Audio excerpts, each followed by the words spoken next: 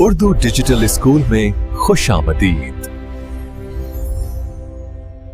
वाह, अब मेरे पास पूरे 9 गधे हो गए।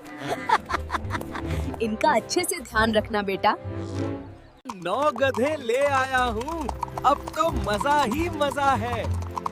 आज तो मैं बड़ा व्यापारी बन गया। 1 2 3 4 5 6 7 8। अरे सिर्फ 8? 9वां गधा कहाँ गया? बाजार से तो 9 गधे लाया था।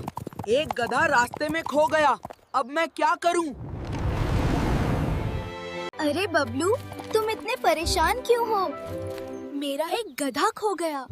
अच्छा, क्या हुआ? 1 2 3 4 5 6 7 8 9। क्या हुआ? क्या हुआ? तुम हंस क्यों रही हो? मुझे तो 10 गधे दिखाई दे रहे हैं। 10 गधे? कहाँ है? 9 गधे तो ये हैं और 10वां गधा 9वें गधे पर बैठा है। अरे मैं तो खुद को ही गिनना भूल गया। अगली बार ध्यान से गिनना।